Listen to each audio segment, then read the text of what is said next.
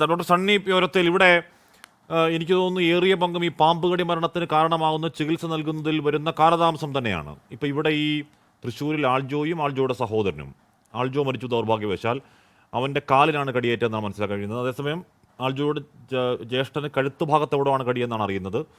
ആദ്യഘട്ടത്തിൽ ആരോഗ്യനില അങ്ങേറ്റം മോശമായിരുന്നു, ഇപ്പോൾ കണ്ണു തുറന്നു എന്ന് പറയുന്നുണ്ട്. അപ്പോൾ അവൻ്റെ കാര്യത്തിൽ ഒരു സേഫ് സോണിലേക്ക് ഒരു അപകടനില തരണം ചെയ്തു എന്ന് പറയാറായോ? എത്രയും പെട്ടെന്ന് ഹോസ്പിറ്റലിലേക്ക് എത്തിക്കുക എന്നതല്ലേ അങ്ങക്ക് പറയാനുള്ള ആദ്യ പ്രതിവിധി? തീർച്ചയായിട്ടും. അതായത് നമ്മളതിന് പറയുന്നത് ബൈ ടു നീഡിൽ എന്നാണ് പറയുന്നത്. ബൈ ടു നീഡിൽ ടൈം അത് 4 മണിക്കൂറിൽ താഴെ ആയിരിക്കണമെന്നാണ് പറയുന്നത്. 4 മണിക്കൂർ എന്ന് പറയുന്നത് തന്നെ വളരെ കൂടിയൊരു സമയമാണ്. എത്രയും പെട്ടെന്ന് സംശയം തോന്നിക്കഴിഞ്ഞാൽ ഉടനെ തന്നെ അടുത്തുള്ള ആശുപത്രിയിൽ എത്തിക്കുക എന്നുള്ളതാണ് നമ്മൾ ഏറ്റവും പ്രധാനമായിട്ടും ചെയ്യേണ്ടത്.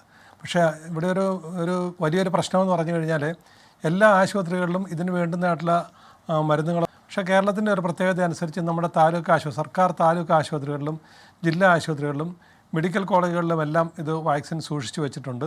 അതുകൊണ്ട് അവിടെ ചെന്ന് കഴിഞ്ഞാൽ തീർച്ചയായിട്ടും അവർ ചികിത്സ നൽകുന്നതാണ്. പിന്നെ മിക്കവാറും പ്രധാനപ്പെട്ട എല്ലാ സ്വകാര്യ ആശുപത്രികളിലും ഇതിന് വേണ്ടുന്നതായിട്ടുള്ള ആൻറ്റിവെനംസ് ഉണ്ട്. അപ്പം കേരളത്തെ സംബന്ധിച്ചിടത്തോളം നമുക്ക് എത്ര പാമ്പുണ്ട് എന്ന് പറഞ്ഞാലും പാമ്പ് കടിയേറ്റ് ചികിത്സ ലഭിക്കുവാൻ വേണ്ടുന്നതായിട്ടുള്ള സാഹചര്യങ്ങൾ ഇന്ന് നമ്മുടെ നാട്ടിൻപുറത്തെ ആശുപത്രികളിൽ പോലും ഉള്ള സ്ഥിതിക്ക് എത്രയും പെട്ടെന്ന് ഒരു രോഗിയെ പാമ്പിൻ്റെ കടിയേറ്റുമെന്ന് കണ്ടു കഴിഞ്ഞാൽ മറ്റൊന്നും നോക്കരുത്, നടത്തിക്കൊണ്ട് പോകരുത്.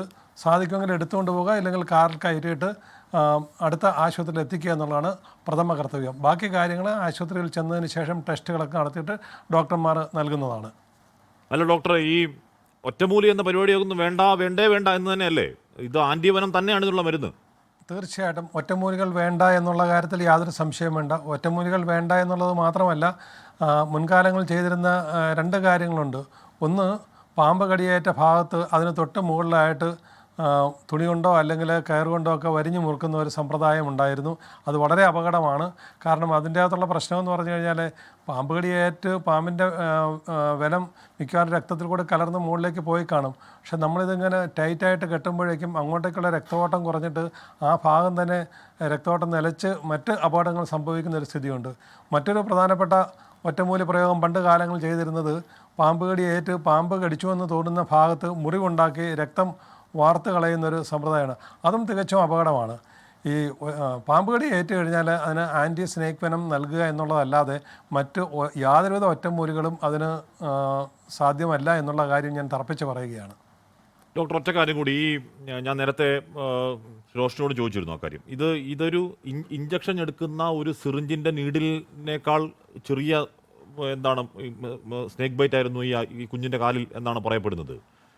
ഇതെങ്ങനെ ഇത് ഒറ്റനോട്ടത്തിൽ ഇപ്പോൾ അത് ഈ പറയുന്ന ശംഖുവരൻ എന്ന പാമ്പിന് മാത്രമാണോ അത് ഉണ്ടാവുക? മനസ്സിലാവുന്നില്ലെങ്കിൽ എന്താണ് ചെയ്യാൻ കഴിയുക? അതിൻ്റെ ലക്ഷണങ്ങൾ ഗ്യാസ്ട്രിക് ലക്ഷണങ്ങളാണെങ്കിൽ ഡോക്ടർ സണ്ണി പ്യോരത്തിൽ.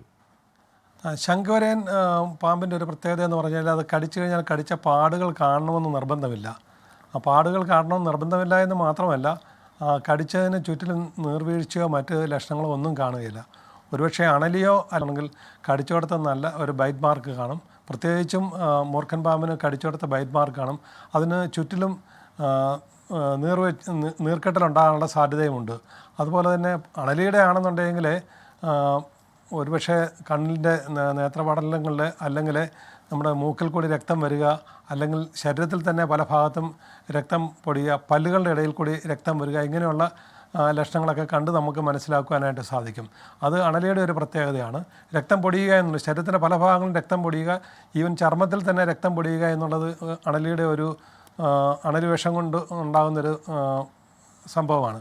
മറ്റൊരു പ്രധാനപ്പെട്ട കാര്യം, ഈ അണലിയുടെ ഒരു പ്രത്യേകത എന്ന് പറഞ്ഞാൽ അത് കിഡ്നിയെ ബാധിക്കുന്നതാണ്. വളരെ പെട്ടെന്ന് തന്നെ കിഡ്നിയെ ബാധിക്കുന്നത്. അപ്പോൾ കിഡ്നിയെ ബാധിച്ചു കഴിഞ്ഞാൽ കിഡ്നിക്ക് നമ്മുടെ മൂത്രത്തിൽ കൂടി രക്തം പോവുക, അല്ലെങ്കിൽ രക്തനിറത്തിൽ മൂത്രം പോവുക, ഒരുപക്ഷെ കടും നിറത്തിൽ വരെ മൂത്രം പോകുന്നതായിട്ടുള്ള ഒരു സ്ഥിതി ഉണ്ടാകും. അതും ഇതിൻ്റെ ഒരു ലക്ഷണമാണ്. പിന്നെ ഡോക്ടർമാർ പരിശോധിക്കുമ്പോൾ അവർക്ക് മാത്രം മനസ്സിലാവുന്ന ഒരു കാര്യമുണ്ട്. കയ്യിലാണ് കടിച്ചതെങ്കിൽ നമ്മുടെ കക്ഷത്തിലെ കഴലുകൾ പെട്ടെന്ന് തന്നെ വരും. അതുപോലെ കാലിലാണ് കടിച്ചതെങ്കിൽ ഒടുകിലെ കഴലുകൾ വരും. ഇതും അണലി പാമ്പ് കടിച്ചു കഴിഞ്ഞാൽ ഉണ്ടാകുന്ന രോഗലക്ഷണമാണ്. മൂർഖൻ പാമ്പിനാണെന്നുണ്ടെങ്കിൽ ഈ കണ്ണിൻ്റെ നമ്മുടെ അപ്പർ ലിഡ്സ്, അതായത് കൺപോളകൾ താഴേക്ക് ഇങ്ങനെ ഉറക്കം വന്ന പോലെ ഇങ്ങനെ തൊഴുത്തേക്ക് പോകുന്നതായിട്ട് കാണുന്നുണ്ട്. അതുപോലെ തന്നെ ഈ മുഖത്തെ പേശികൾക്കൊക്കെ ബലക്ഷയം സംഭവിക്കുന്നതായിട്ട് കാണും. നാവ് കുഴയുന്ന പോലെ തോന്നും. കഴുത്ത് താഴത്തേക്ക് ഇങ്ങനെ നമ്മൾ ഈ ഉറങ്ങുമ്പം താഴത്തേക്ക് പോകുന്ന പോലെ കഴുത്ത് മടങ്ങി പോകുന്നത്, അതുപോലെ തന്നെ ബോധക്ഷയം ഉണ്ടാകുക, ഇതെല്ലാം മൂർഖൻ പാമ്പ് കടിച്ചാലുണ്ടാകുന്നതായിട്ടുള്ള ലക്ഷണങ്ങളാണ്. സാധാരണയായിട്ട് പറയപ്പെടുന്ന ലക്ഷണങ്ങൾ ഇതൊക്കെയാണ് നമ്മൾ ക്ലിനിക്കലായിട്ടും കണ്ടിട്ടുള്ളത്.